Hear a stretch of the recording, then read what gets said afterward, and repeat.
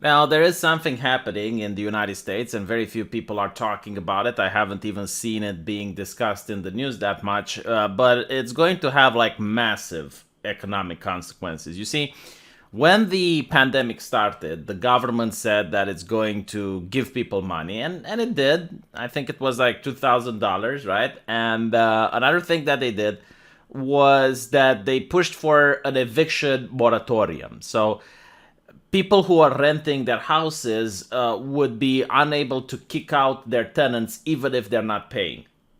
Now, the libertarian argument for this, I suppose, is that if the government shuts down your business and the government tells you you're not allowed to go to work because you're not essential, then the government needs to somehow pay for the damages it caused. It's very similar to if the government wants to create a street where your neighborhood is and it's kicking out of your house and is saying, okay, we're building a highway here, we're going to tear down your house. If the government does that, then it has to pay you for the damages. So in a way, this is, I guess, the libertarian argument that, yeah, I mean, it's not giving people free stuff. It's pretty much government paying for damages for the things that it has caused.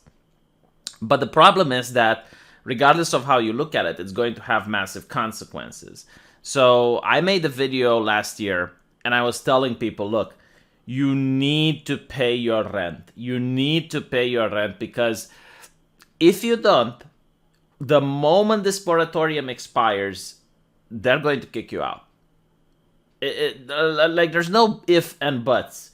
The moment this moratorium expires, they're going to kick you out. And another problem that's going to happen is that the average Joe, the common people, are less likely to rent. I mean, you're going to see people that have two, maybe three properties, and they're going to sit on it and flat out refuse to rent because now they don't trust the government. They're going to be, well, what if wave 16 is coming and then the eviction moratorium gets placed again?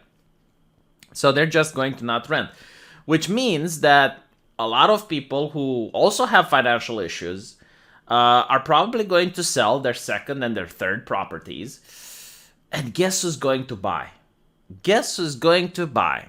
Most likely it's going to be hedge funds like BlackRock and slumlords and other people who are going to rent. And when a big corporation rents, you're not going to have the same relationship like you have with the random Joe.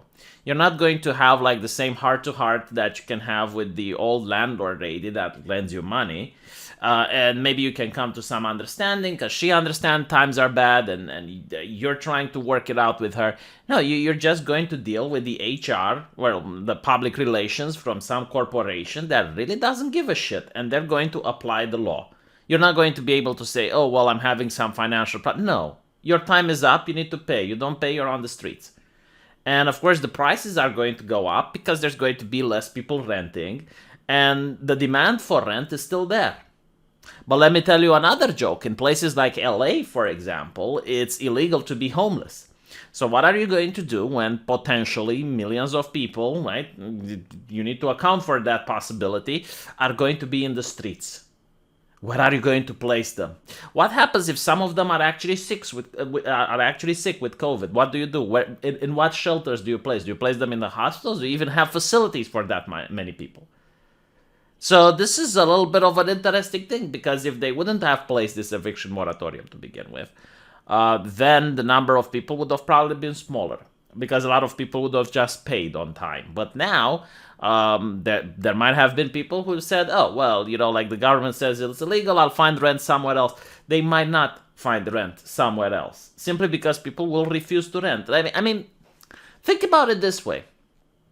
If the government would have said store owners need to give food for free if people ask, how many store owners do you think would still sell food if that were the case? Like when people don't trust the government and when they notice that the government can do these draconic legislations, people are going to defend themselves. They're not like pieces of chess on a board that you can move around. No, they react to these legislations. And I know a lot of Americans that are not going to rent again. When you have a 110,000 YouTube channel, you get to know people, and they told me like never in their life are they going to rent again. Some of them will sell their houses. Why? Because they need the money. I mean, think about the landlord as well. He's affected by COVID. He's affected with the fact that he wasn't allowed to work. Now he's going to sell the housing. Why? Because the prices are high. And they're going to say, well, it's good business. And again, like, I'm talking about the average Joe. I'm not talking about slumlords, like corporations. No, I'm talking like, let's say a person that inherits the house from their dead parents, and they also live with their spouse. So now they have two properties, right? So they would rent one, probably thinking it's like, okay, when children finish college, they have a home. Now they're going to be, well, maybe I can sell this one and the children can come and live here and, like bunk with us or whatever. And what I see a lot of communists, especially on Twitter, they're cheering on the fact that they used to cheer when the eviction moratorium was there because they really hate landlords. Like, they hate landlords more than anything. And I literally don't understand why. Because the demand for rent is always there. Like, people need rent. You're not going to win anything by demonizing landlords. What you are going to achieve, however, by fucking with the landlords is that eventually corporations are going to manage to get all the housing.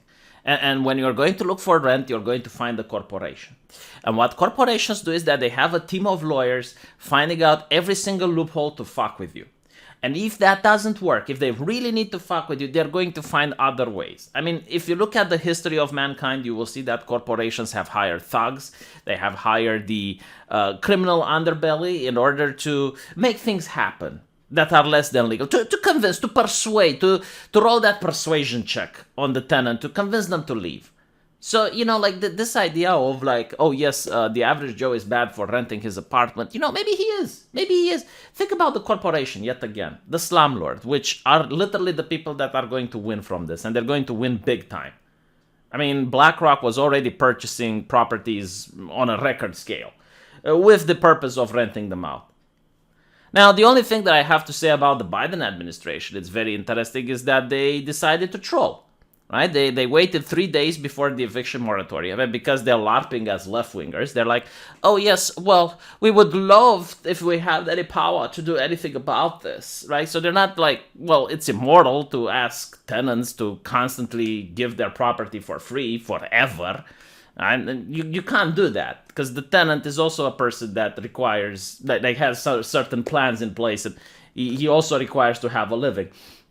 I mean, he also can't go to work because of COVID, right? Like, if it's a lockdown. And then apparently he also can't use his property in order to make some money. So what the fuck is he going to do? Right? So, like, that is the correct way of setting this. But, like, no, the way they're saying it's like, oh, well, we would love if we had some power to do anything. But we're going to ask Congress, like, literally 3 days before the eviction. Why couldn't you ask them, like, 1 month before the eviction? Why couldn't you ask them 2 months before the eviction? Well, what is this nonsense?